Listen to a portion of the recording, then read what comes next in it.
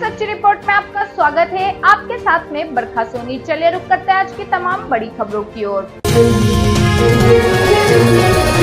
उत्तराखंड के रुद्रप्रयाग जिले से बड़े हादसे की खबर सामने आई है। यहाँ एक टेम्पो ट्रैवलर अलकनंदा नदी में जा गिरा।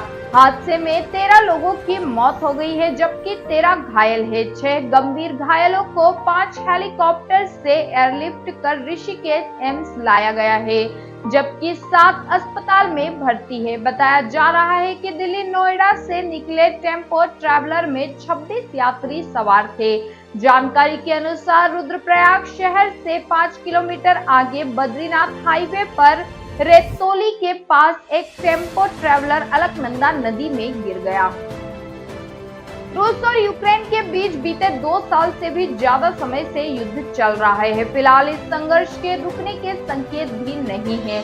ऐसे समय में दुनिया भर के 100 से अधिक नेता रूस यूक्रेन संघर्ष के लिए शांति योजना बनाने के लिए शनिवार को स्विट्जरलैंड में जुटे हैं। इस जमावड़े में अमेरिकी राष्ट्रपति कमला हैरिस और यूरोपीय संघ, दक्षिणी अमेरिका, मध्य पूर्व और एशियाई देशों के राष्ट्रपति या प्रमुख भी शामिल है। छत्तीसगढ़ के नारायणपुर में पुलिस और नक्सलियों के बीच मुठभेड़ की खबर है। जानकारी के अनुसार यहां अबूझाड़ के जंगलों में मुठभेड़ में 8 नक्सली मारे गए हैं। मुठभेड़ में एक जवान बलिदानी हो गया है और 2 जवान घायल है।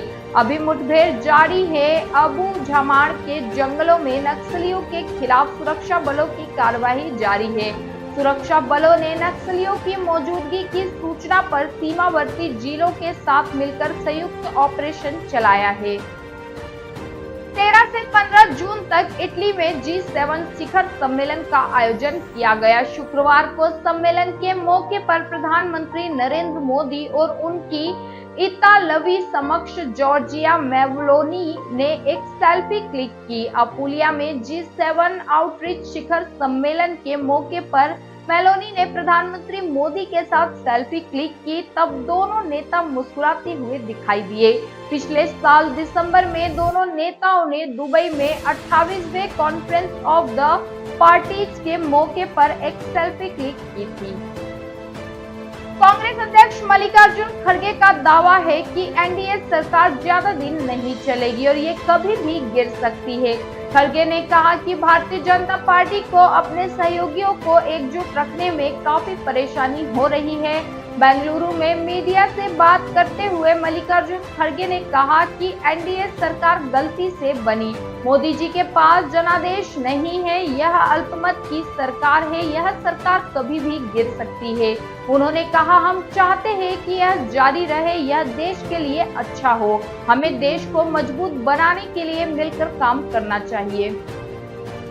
सुप्रीम कोर्ट में याचिका दायर कर नीट यूजी परीक्षा रद्द करने और कोर्ट की निगरानी में सीबीआई जांच की मांग की गई है। साथ ही परीक्षा को रद्द कर नए सिरे से परीक्षा आयोजन करने का निर्देश देने की भी मांग की गई है।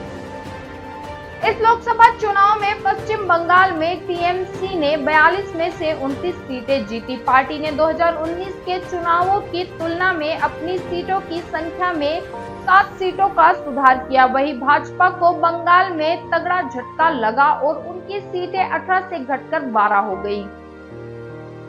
हरियाणा में चिलचिलाती धूप और गर्मी का कहर जारी है। इस बीच गुरुग्राम में पुलिस के जवानों के एक खास जैकेट दी गई है, जो इस तपती गर्मी में उन्हें कुल एहसास दिलाएगी। यह जैकेट कोट आम जैकेट नहीं है। इसे खास तौर पर भीषण गर्मी के बीच ड्यूटी करने वाले पुलिस के जवानों के लिए बनाया गया है।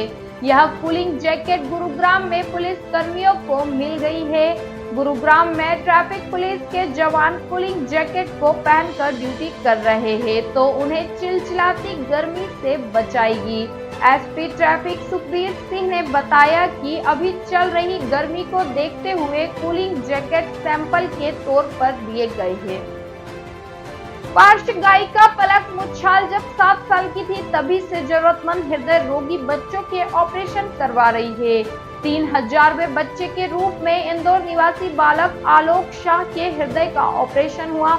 इस पल में पलक भावुक हो गई। पलक ने कहा कि अब मैं पीछे मुड़कर देखती हूँ तो सपना सा लगता है कि छोटी सी पहल आज मेरे जीवन का सबसे बड़ा लक्ष्य बन गई है। ऑपरेशन के लिए राशि देना बहुत बड़ी बात नहीं है, बल्कि उस विषय परिस्थिति में उस परिवार को संभल और समय देना बहुत जरूरी होता है। सामाजिक सरोकार के लिए काम करने वाले ग्वालियर एसडीओपी संतोष पटेल एक बार फिर सुर्खियों में हैं। ऐसा इसलिए हो रहा है क्योंकि संतोष पटेल ने अपने बेटे का जन्मदिन गरीब बच्चों के साथ मनाया। संतोष पटेल गुमुत परिवार के 50 से ज्यादा बच्चों को टमटम में बैठाकर एक शाही होटल में लेकर पहुंचे और वहां इन गरीब बच्चों के साथ अपने बेटे के जन्मदिन का केक कटवाया। इसके बाद इन गरीब बच्चों के साथ बैठकर पटेल और उनकी पत्नी ने भोजन किया। इस पार्टी से खुश हुए गरीब बच्चों ने होटल में जमकर डांस भी किया।